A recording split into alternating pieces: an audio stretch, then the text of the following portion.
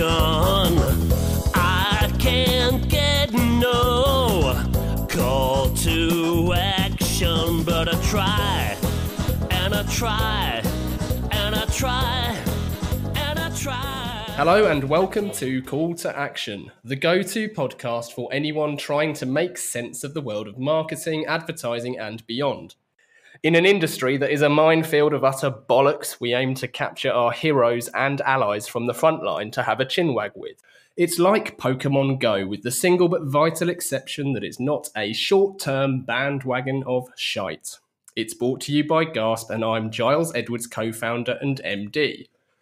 Today, I've caught Jane Evans, a radical woman and trailblazer of important, genuine firsts. Jane worked for some of the biggest agencies on the planet, including JWT and Ogilvy, before setting up her own agency, Giant Leap, where clients included Revlon, Maserati, and a bevy of beer breweries.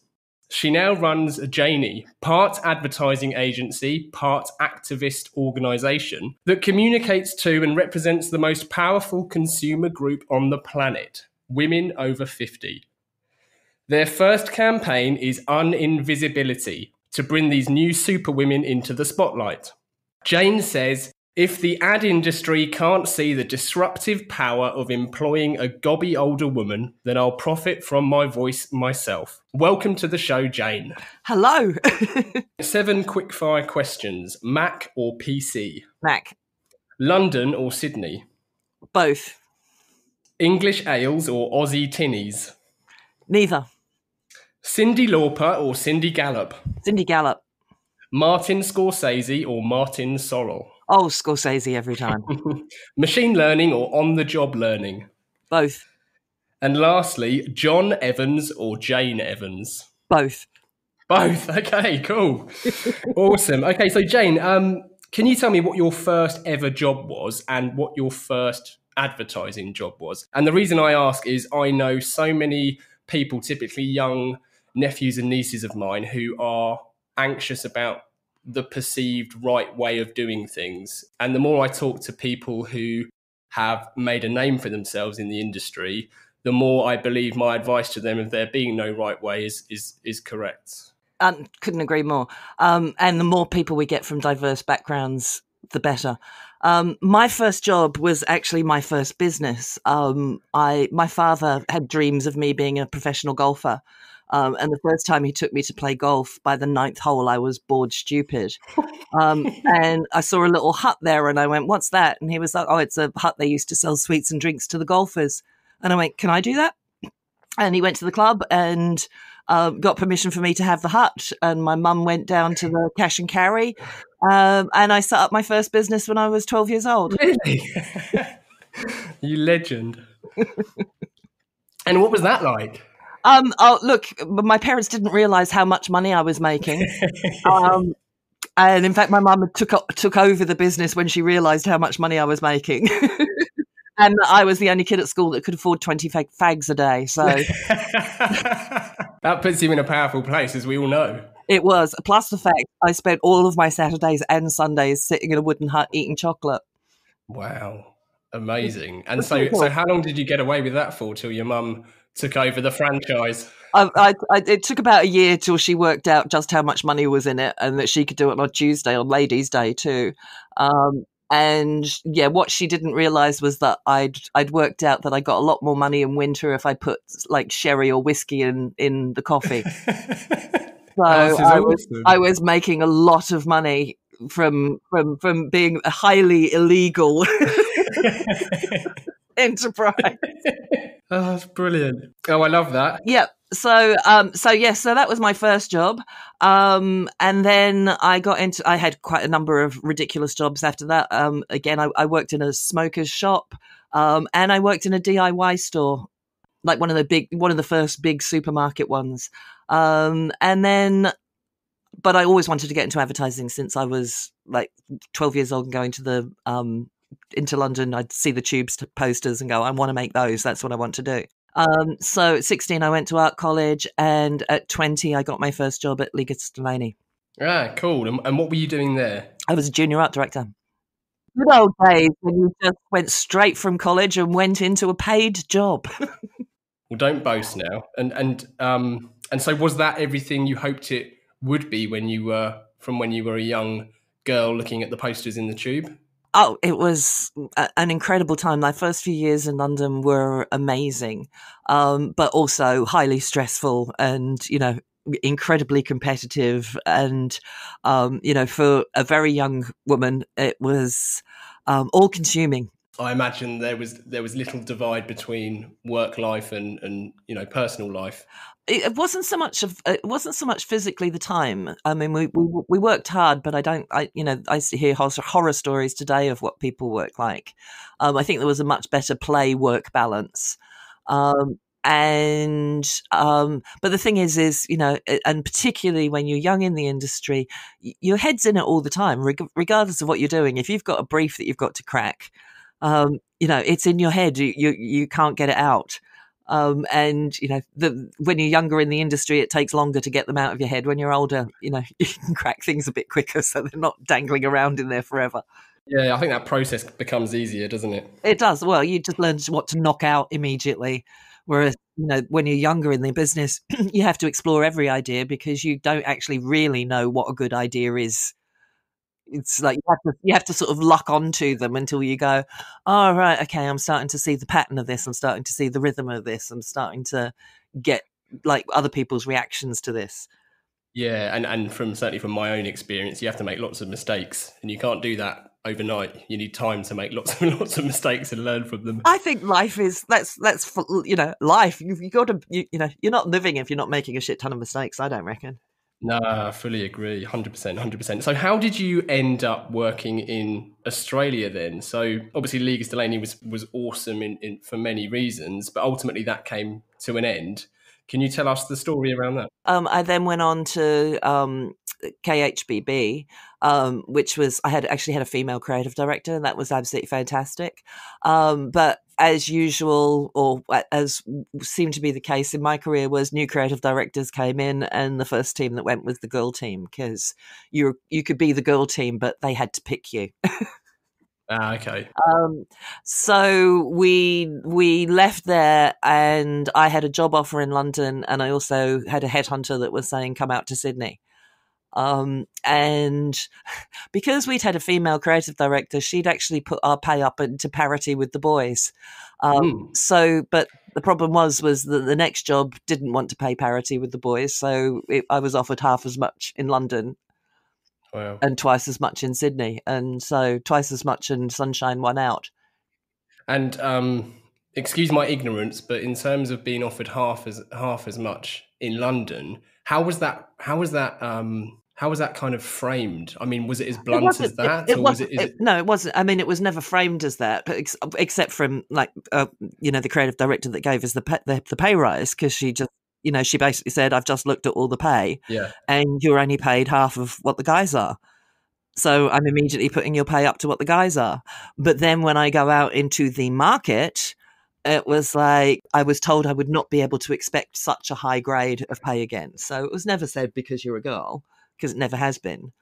But, it's the pay gap has been real for a very, very long time. Oh, I believe you. No, I fully believe you. I just wondered. I wondered how people justify it in general, whether we're looking historically or modern day. Look, if I hadn't had a female creative director, I would have never have had my wages on par, and I wouldn't have known. Sure. So the only reason I knew that my wages was on par was because an older woman had told me and put it right. Well, good on her, really. So, Sydney, tell me about Sydney. What were the conditions like in Sydney for you? Sydney was absolutely fantastic to begin with. The late 80s to the mid-90s in Australia was absolutely incredible, and had more female creatives than London ever had. It was like when I worked at Ogilvy in 1990, it was actually almost 50-50 male and female in the creative department. It was an absolutely fantastic time. We were valued. We were really living sort of the rock star life. And then the recession we had to have came in, and all the blokes came in, and I don't know, something got really lost. The industry took a completely different direction. And I think you can almost put it down to the day that Martin Sorrell, took over. And, creativity was, put on the back burner.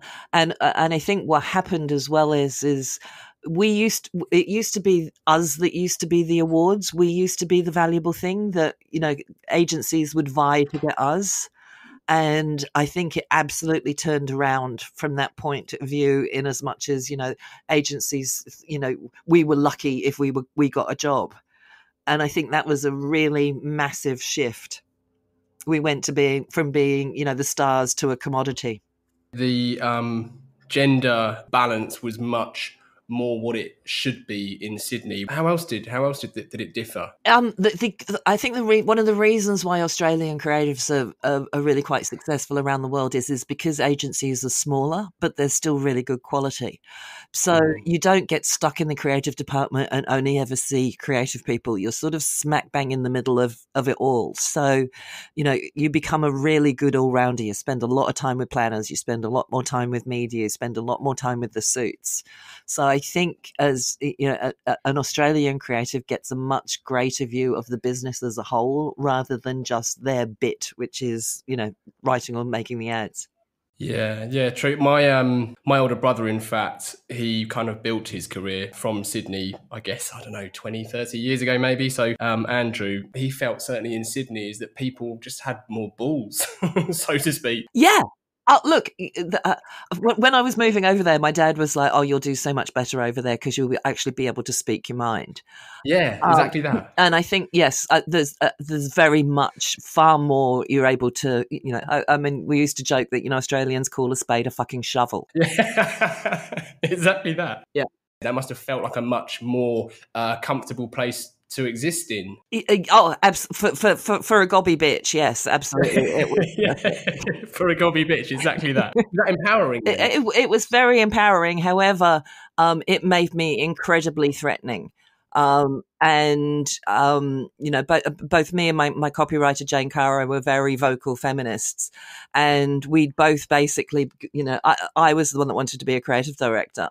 And basically all the way along and gone, what do I need to do next? What do I need to do next? What do I need to do next? And it, got to the point where it was like, oh, well, you've got to have won awards. Okay, here's an armful. What else do I need to do? It was like, we need to show that you can run a department. It was like, well, there it is. It was like, I ran award school. I was on the award committee. It was like, I did everything that you're supposed to do to be a creative director. And, it got to the point in the end where the headhunter who, has been my headhunter for life, and I absolutely adore her, took me and Jane Caro out for lunch and said, listen, the boys have decided there is never going to be a female creative director in Sydney, so just forget it. It was like being strident and again, I did a lot of work for women at the time. I brought together a group called Creative Opportunities for Women, which is COW. I ran award school and ensured that it was like blind judging. And I managed to get 3 women in the first year in the top 12. And the second year I managed to get 5 women in the top 12.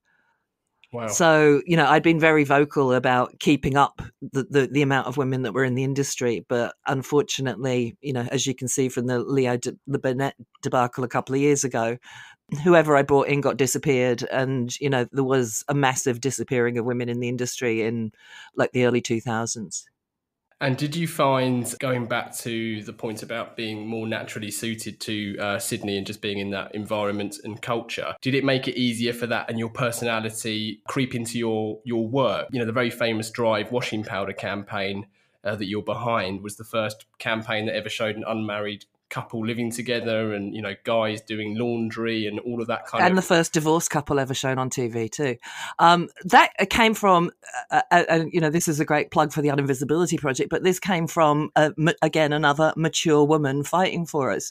There was, the client was at Unilever. She was 55 years old. She was about to resign. And she went, oh my God, for the first time ever in the whole of my career, I've actually got a senior female creative team. And she went, the brief is, don't give me 2 cunts in a kitchen. Well, you didn't do that. No. And we I think it took 9 months to get the campaign approved and through all of, Unilever's hoops. but it ended up winning the Unilever Grand Prix. So, it was worth all the fights with the clients. Of course. And so, I mean, there's various reasons why it worked and why it was so effective and successful and rightfully won awards. So why do you think it worked? Well, first of all, at the time, we weren't actually allowed to say that it was the first ever ad with a divorced couple or an unmarried couple, or that guys were doing, the washing. We weren't actually allowed to PR that at all. We just had to let it go out there on its own volition. But it was remade around the world. Which, from somebody that started her career in London to then get one of her ads remade out of London was quite a sort of, that was a nice moment. And did they do it justice? No. In the UK, they made it the brother that did the washing rather than the flatmate, because nobody wanted to see, they could be gay. And in South America, they made it the mum that did the washing, which we could have fucking killed them. And when it went to judging at Cannes, apparently the South Americans claim that theirs was the original. Really? That was my introduction to global advertising, and yeah. Yeah, and how sterile it can become. Yeah, but I also think it was like, because there weren't a couple of gobby bitches that were fighting at every single point. I mean, it was, trust me, over the 9 months that we had that campaign, there were people throughout Unilever that were desperately trying to get it to make it to be the mum that did the washing, or, do they have to be divorced? And, can we put a wedding ring on her? And so it was a lot of saying no. And I went to a Future of Advertising thing last year, and somebody said that apparently agencies aren't allowed to say no to their clients anymore. And I was like, I don't think I could do my job if I couldn't say no to a client. It's sad. It's a point I've made previously that agencies, largely speaking anyway, seem to have become a kind of nan type figure to their clients, where they just say, yes, dear, everything's great. Where really, I mean, the best metaphor I could think of, you need to be more like a personal trainer, where you make them feel uncomfortable and you challenge them to just get better bit by bit. But also, I think that a lot of what's been lost has been like the creative star team. Because you actually had some real clout with that and some real power, because the clients were always a bit afraid of the creative team, because they knew that you were going to fight to the death for your idea. And, for me, it's like, it seems that was like a boxing match. It was pugilism. That's actually made selling ads a lot of fun. And everybody enjoyed the process because they knew that actually everybody was on the same side. And again, it was like, before awards meant everything. It was like, we were actually working for our own portfolios and our own reputations. We weren't, we didn't need pieces of gold. It was more like, we've got to move our careers forward. And we've also got to do work that stands up for who we are and what we believe in. There's, we always used to say, there's no point in having women in advertising agencies if you don't let us fucking speak. And do you think that campaign, aside from the topics which were, a lot of them probably taboo at the time, did it also work in part just because it was different to what everyone was seeing everywhere else? No, it worked because they were actually really fucking good product demonstrations. It was like, ultimately, I mean, it was interesting. I was writing an article and I was looking at the world's, all of the world's best ads. And I came to the conclusion that actually every single one of them was a product demonstration. It was like, it may be an abstract product demonstration, but, the Guinness horses, that's a product demonstration of pouring Guinness. The Cadbury drummer that's a product demonstration of the joy of eating chocolate. And, I think, again, modern advertising's forgotten about the product needs to be at the absolute heart of it. So, yes, it was the first ad with divorced women and, with the divorced couple, but the whole story was about the fact that, he was trying to work out how she got her clothes so clean, because he had to start washing and she couldn't believe the fact that he'd actually fucking started washing.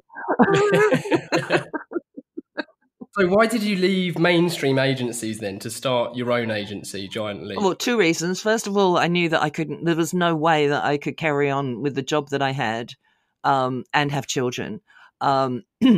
and also I'd been taken out by the headhunter and told that there was never going to be a female creative director. So I was like, well, if I want a family and I want to be a creative director, I'm going to have to do it myself. So I bought a 2,500 square meter warehouse, built the agency downstairs, and lived upstairs. And how hard was it to set that up? It wasn't actually as hard. Setting it up was actually really very easy. In fact, probably too easy. I'd been consulting with a group called The Principles, where we'd created this new craft beer. And by the time I'd set up my agency, I'd left consulting them and had set up the agency. And so, the brewery was like, well, we want to come with you because it was your idea and, you're the creative. So that one was, so most of the business just actually walked into the door. It was really quite amazing. And for the first 2 to 3 years, we were on such a trajectory. It was unbelievable. And I think in 2001, we were the 19th most awarded in South Pacific region and the only independent on the list. We were winning awards. We had great accounts. James Squire was, doubled every single year, and it's now, the biggest craft beer in Australia. So, it was flying high. I had a group of 6 people working there. We had really cool offices, but I was in an abusive relationship and found that my property empire was actually just a mortgage empire. And he was the one that had the property empire because he'd put his name on all the titles. And once he was found out, it became abusive and I had to get my children out of there. So, it was like all of a sudden went from, building the world's greatest advertising agency was not the most important thing in my life. And so I basically scaled down the agency and for the next 10 years basically became the beer goddess. So, I worked from a stable block out of a smaller house. The staff went down to 2. And I just basically did beer after beer after beer after beer, and I got bored of it. Yeah, and you did all that whilst being a mum. Well, a super mum by the sounds of it. Whilst being a mum, yeah. So, it was. Look, my youngest turns 18 next Thursday, and on Saturday night, I'm having. I can't believe I didn't fucking kill them chicken dinner. Turning 18, my God, that sounds equally amazing and terrifying. So let's move on to, you touched on the Uninvisibility project as a very brief plug earlier, and I, of course, mentioned it in the intro. So can we talk about the importance of women over 50 as both creatives and consumers? Okay. As consumers, really, the statistic that women over 50 buy 47% of everything is, there's no other argument for it. It's like, we are the biggest, most powerful consumer group on the planet. And if you're not talking to us, you're ridiculous. Again, when I came back from Australia, I was brought up by Bauer Media, and they've just done some research called Defiant Women, where they researched, I think, something like 1,400 women across Australia, and defined this new demographic of women 50 to 64. And in the research, they asked for any brands that these women related to, and it was like none came up, not one. Not one at all. And in the end, the final slide when they put up is, you've ignored her for so long that she really doesn't give a shit about you. And to talk to us now, because we've been ignored for so long, is you really are going to need some really clever, cobby older women to do it, because, it was like we can spot anything written by somebody younger a mile off.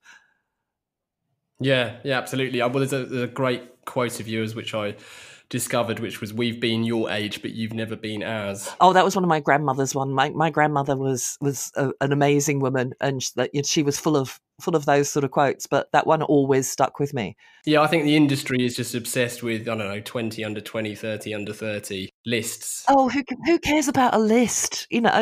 Everybody seems to be wanting to be on a list, and everybody seems to want to win an award, and it was like, doesn't anybody actually want to build a rewarding career? It was like, it feels as though everybody's sort of been, I don't know, coming back, it sort of looks like this sort of advertising's turned into this dystopian nightmare. It is, it's terrifying. And there's parallels to my intro question about doing things the right way. It's like people need to be on a stupid 30 under 30 list that someone like the Drummle campaign has issued for them to feel like there's some kind of justification for their life, and you just think, just do some fucking good work, just cause some problems, just do something, just live. Yeah, it was like, because the only person that cares about that list is you, and it'll get you a couple of mentions on LinkedIn a couple of times, but it's not really going to do anything. And the thing that amazes me is, and I keep on hearing this from the industry over and over again, is like, oh, your brutal honesty is so refreshing. And I'm like, well, hold on a minute. When did we stop being brutally honest? I thought that was like the whole point of what we do. Why is it such a shock that I'm coming out there telling you how it is? But it's true, though. It's true, and it's sad. I had the real pleasure of talking to a good friend of yours, Cindy Gallop, recently, and of course her mantra of liking to blow shit up. And I asked her, have you felt that urge to blow things up grows with age? And I said that from my own, white middle-aged perspective, which is the older I get, the less I give a shit, and the more I do find myself being brutally honest. So I'm not trying to justify people not being brutally honest, but equally I do find myself increasingly frustrated with things and being allowed to call them out, or allowing myself to call them out, I should say. Look, every single woman I know that's gone on to the other side of menopause says they just get this couldn't give a fuckery. I really couldn't give a fuck. Well, I think my wonderful wife Sophie must have had the menopause at 20, and you'd love her, actually. You'd get on great. Oh, she sounds absolutely amazing. And I think again, it was like, we've been through so much, and we've been through so many fights. And there just seems to be this complacency that's come over the industry over the last 20 years. And, it just feels like, come on, wake up. Come on. It's not actually getting any better. It breaks my heart when I hear young girls, talk about that they're still being bullied. It was like, because I mean, most of the women I know are under gag orders, but we all know their stories. And, it was like, we have some horror stories.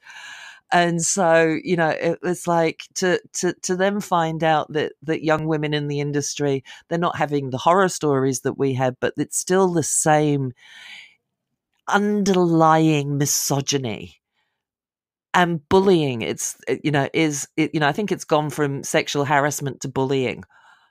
And it's just, it's heartbreaking that it still can, and people sort of say to me, for me, it's not that I've got more radical with age. It's the fact that I've actually run out of fucking patience. It's like, I was 13 years old when equal opportunity came in. I was like, the first kids that could choose what they wanted to do, and you could actually choose your career. And, all of a sudden, like, the world had opened wide up to me. And, here we are 44 years later, and it really doesn't fit.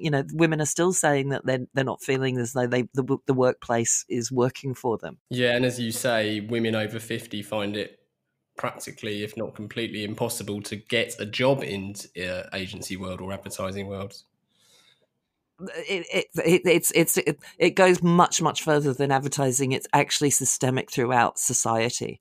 It was, again, one of the things of doing the Uninvisibility Project. I started it off, I thought it was going to be like a Humans of New York type thing, that take a great photo of a great woman, write a little story, and we just keep doing that, and that would be a bit of fun. But within like a few days of starting it, the stories that came in and the women that connected, it was obvious that this was actually going to be a movement, that there needed to be an overarching narrative for this group of women. Because I think people have, I think society just expected us to disappear like old ladies of old. But the fact of the matter is we've been gifted with 30 years of extra life, and it's in the middle. And so the world has never actually seen women like us before. We're the most educated we've ever been. We're the first group that went into the workforce en masse. It's like we're healthier than we've ever been. We look 20 years younger than our mothers did at this age. We're having our children later. So, we're mothering until our 60s now. So, but everybody's sort of still basing us on this age-old paradigm that once a woman hits 50 and, to be honest, is unfuckable to men, we're supposed to, gracefully bow away from the stage. And we're all going, we've still got half a life to live. And nobody's pioneered this second half of our careers. And so, uninvisibility is really about, come on, the women that are leading lead, and the women, and the women that are feeling disenfranchised, you're not alone, because again, I think, you hear these women's stories and they all think it's just them.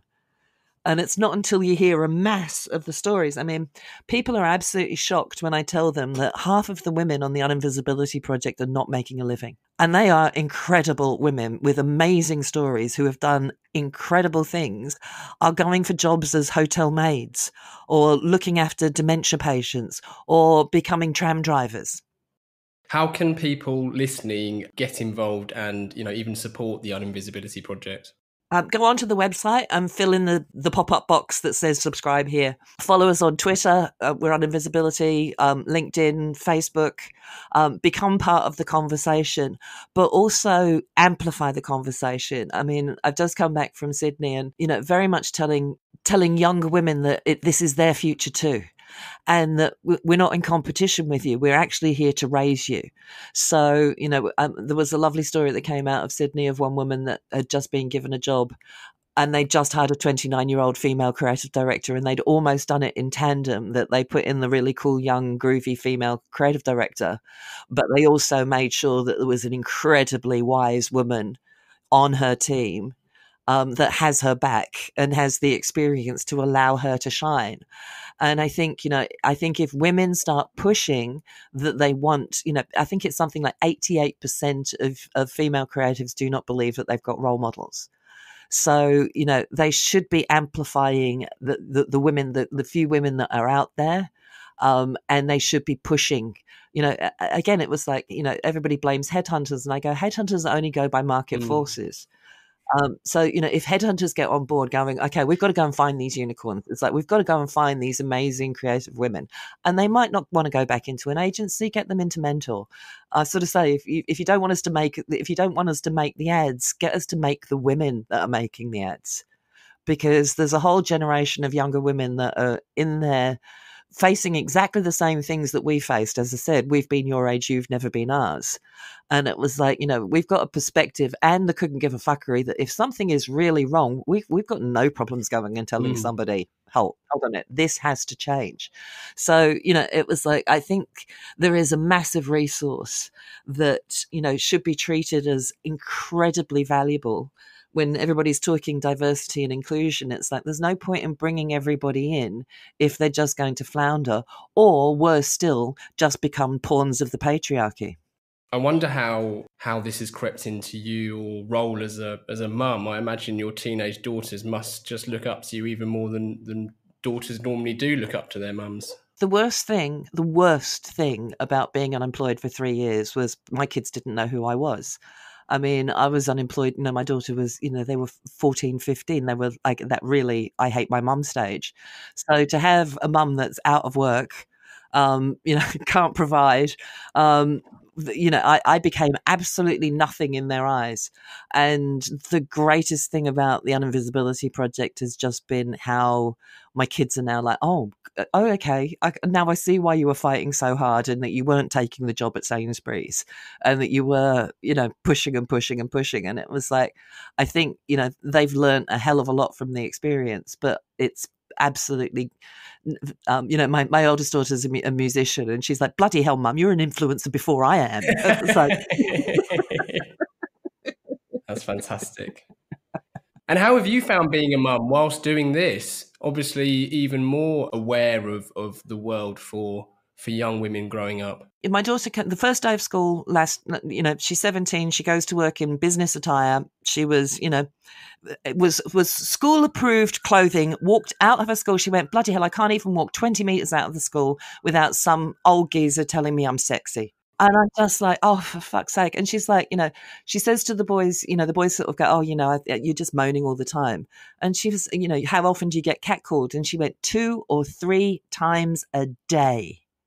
So, again, I think with the young women in advertising, and again with my daughters, is I am absolutely appalled that, we're bringing up these really strong feminist daughters, and, filthy, dirty old men still feel as though they've got some right to judge them on the way that they look. and be vocal about it and somehow use their power over them to intimidate them. I also read something recently about a freelance job that you were turned down for because they wanted a young person who knew all the YouTube stars, to which you rightly flagged with teenage daughters. If anyone knows them, it's me. I find it absolutely incredible that young people do not seem to realise that we're digital ambidextrous, that we actually grew up in an analog world, but we actually saw the digital world come up. But also, you know, if you can imagine as a mother, I mean, my daughters, I remember on Twitter, I think it was like the first year Twitter came out, I put a picture of my two daughters with their laptops and everybody was like, oh my God, you know, they're like the ultimate geek girls.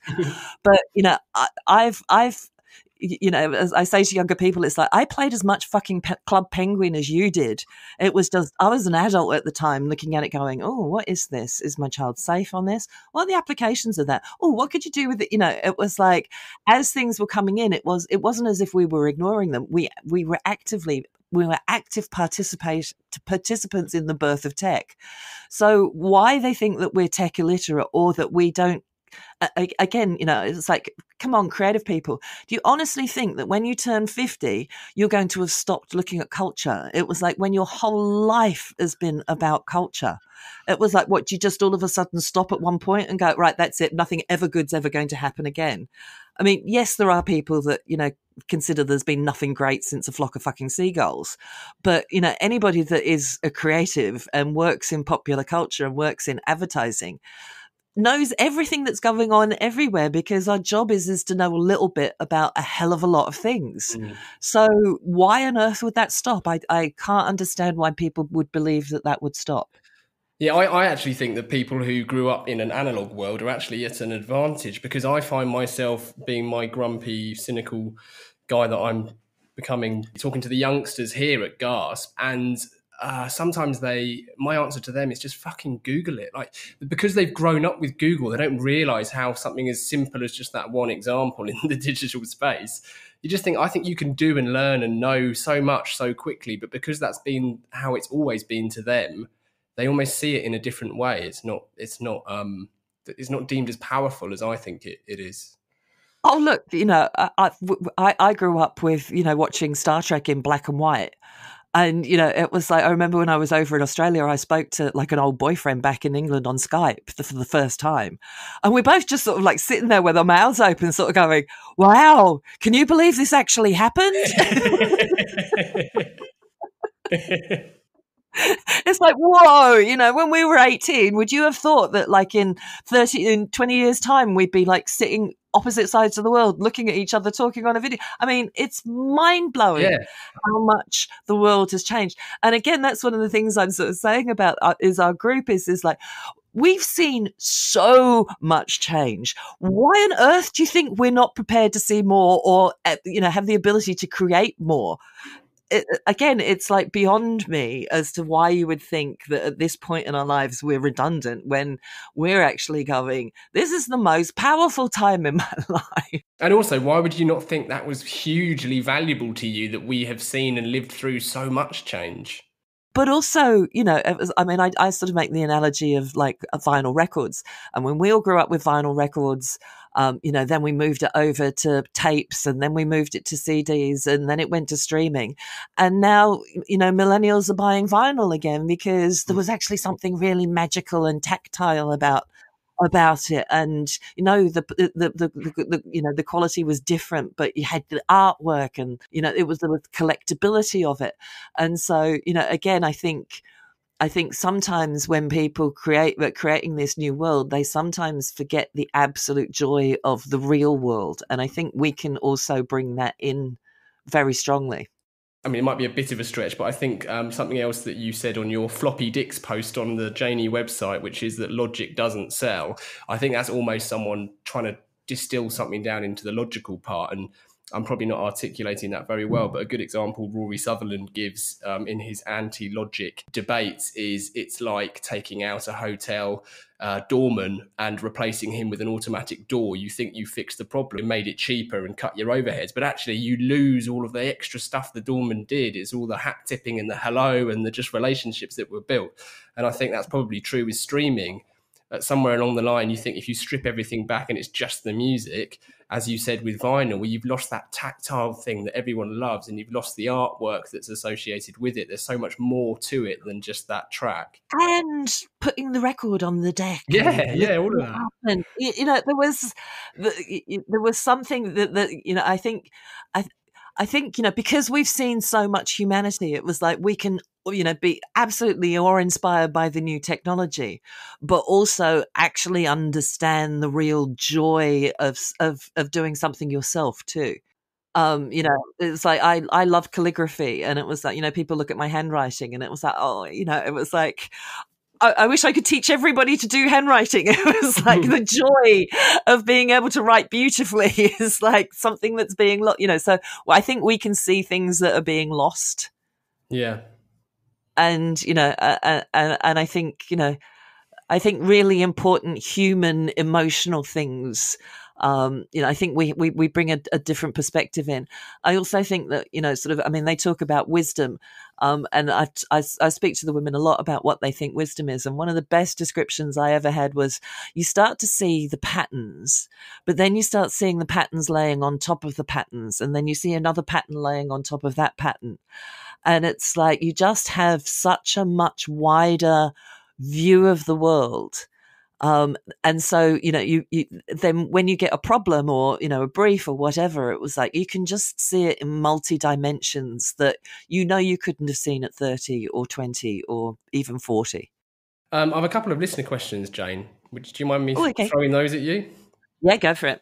So asking the general public for their opinion, be it on Brexit or boat names, is notoriously fraught with danger, but that's not stopped us asking. So Louise asks, or she says, I read that you said that post the 1991 recession was when advertising ceased to be fun. Why is that, and can the fun return? I think I answered that earlier. It was Martin Sorrell. Yes, it was. You're right. You're fair. The money men came in and we became a commodity rather than prized possessions. I really do think that was really what sort of turned it around. It was like where money hit it everywhere, especially in education. It was like, we all went to art school.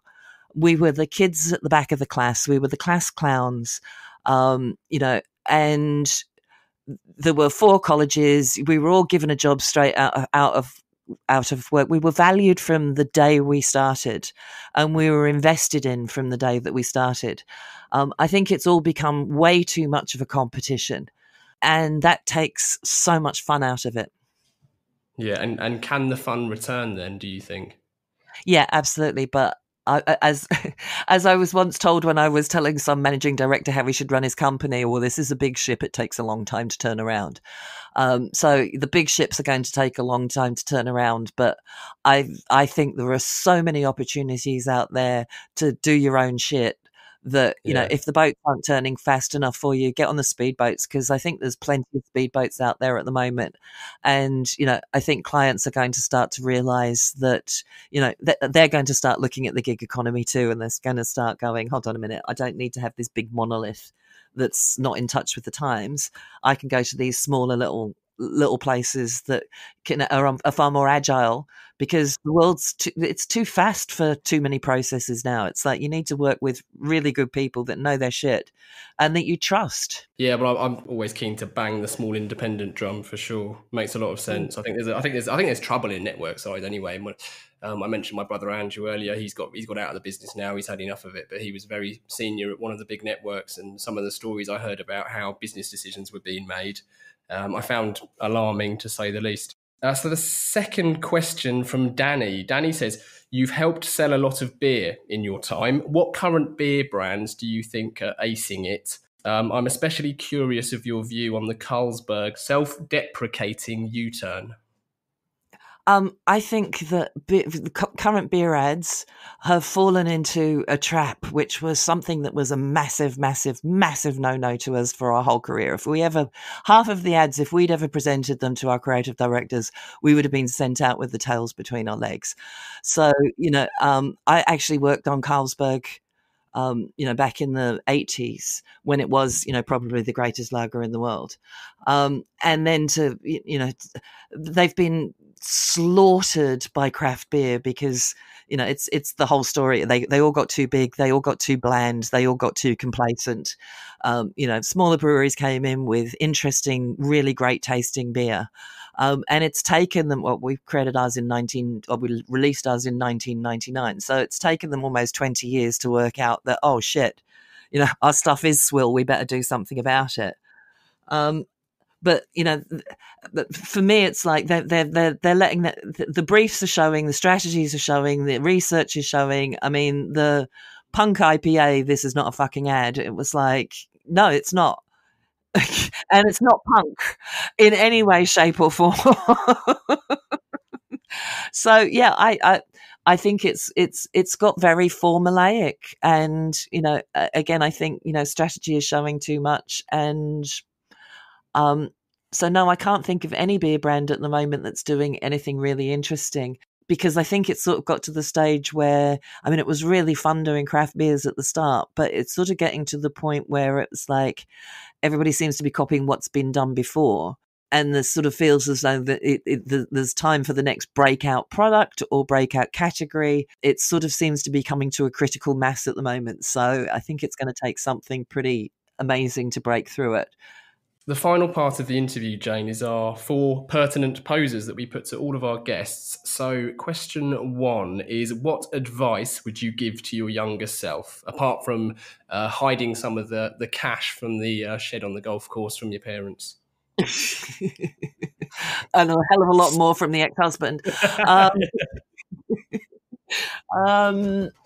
What was it is be yourself.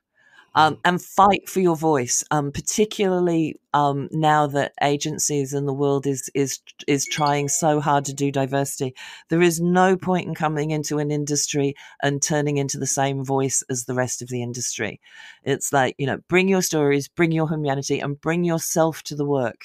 Yeah, bring all your flaws and everything.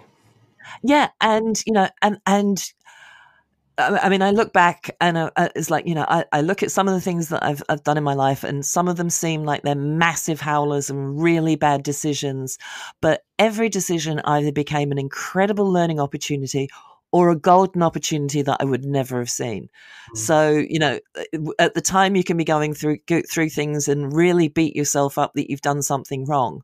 But ultimately, it's like those mistakes are really important. And, you know, you sort of get to a point of like, you know, I ended up at the food bank, and I remember sort of sitting there going, okay, how did I end up here? All right, this is weird. Okay, wasn't expecting this. And then I looked around, and first of all, I realized I was the only woman in there with a full set of teeth. And the second thing was I realized that I was the only woman in there that could get out.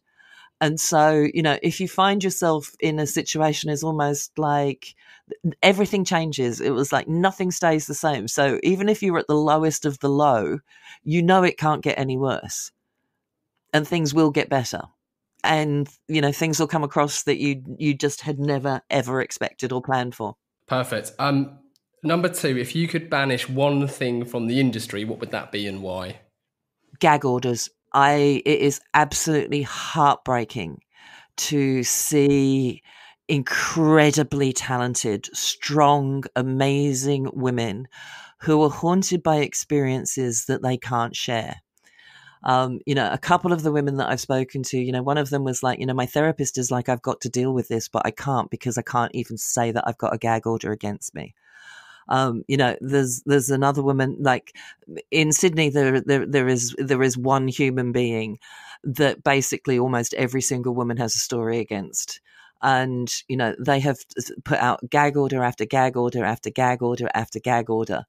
And, you know, it was like, this is Harvey Weinstein predator type thing. And, you know, he's still seen as one of the leaders in the industry. And I just, you know, and when you know the damage that they have done to these women, I you know, if I ever meet you and I slap you around the face, it's because I've heard a Me Too story about you. That's a great answer. Number 3, Jane, are there any books that you would recommend to our listeners? Business as Unusual by Anita Roddick. I think the world has forgotten about Anita. Anita was the founder of The Body Shop. a few months ago, the Body Shop announced that they were recycling their packaging, of which every woman our age went, what? When did they stop? It was like, wasn't that what they were built on? And, it was like Anita Roddick was the original environmental warrior. I think everything that she had to say then is still absolutely 100% as true today. Her famous quote is credited to the Dalai Lama, but she was like, if you think you're too small to make a difference, try sleeping with a mosquito. I've not heard that before. It's lovely. No, she's absolutely fantastic, and her thoughts on aging and skincare are invaluable for every young woman who should read it. And stop before they even start buying anti-aging things. Just think about it and put the rest of your money in your pension, and don't waste your money because none of it works. It's all bullshit. Yeah, it's all some sort of placebo going on there. Yes. I've heard rumours of the Uninvisibility book. Are those rumours true?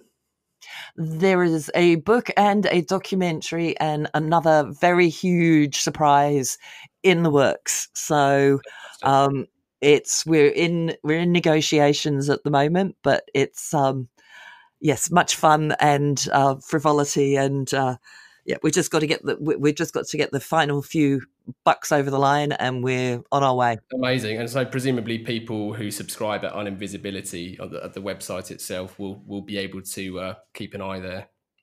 If you subscribe, you'll get our monthly newsletter, which will tell you all the things that we're up to before anybody else finds out about it. Amazing. Before we can leak it on this podcast.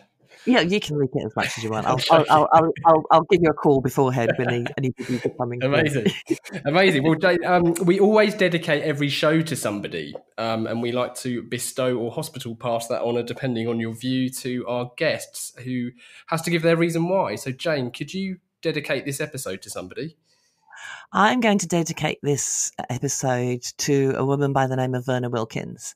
And Verna Wilkins came and moved next door to me in Camberley in Surrey in the the early 80s, I believe. And she was the most beautiful Grenadian princess you've ever seen in your life. When her child came home from school one day, he'd done a painting of himself, and he'd painted his skin pink. And she was like, "Why did you paint your skin pink?" And he said, "Because it's for a book, and only white people are in books." Oh, and she started from her kitchen table England's first diverse, multicultural publishing company. And she fought and got her books into every school and on the curriculum throughout the UK. And she has been my mentor and inspiration my whole life.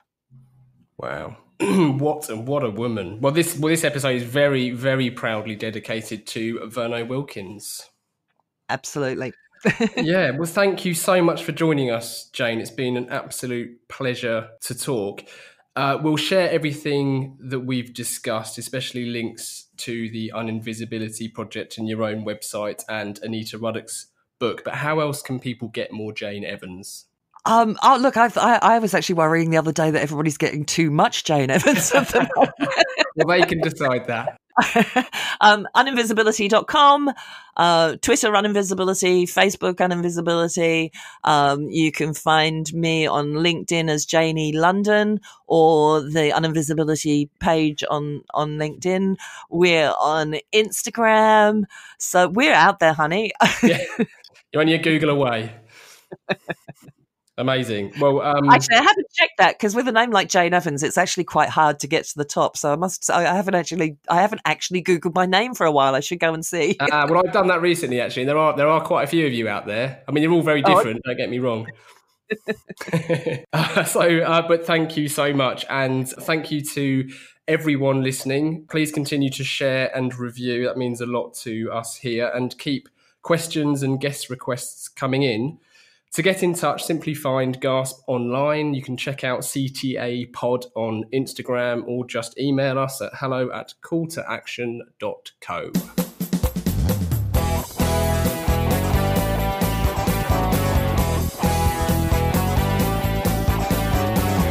I can't get no call to action. I can't get no call to action, but I try and I try, and I try, and I try.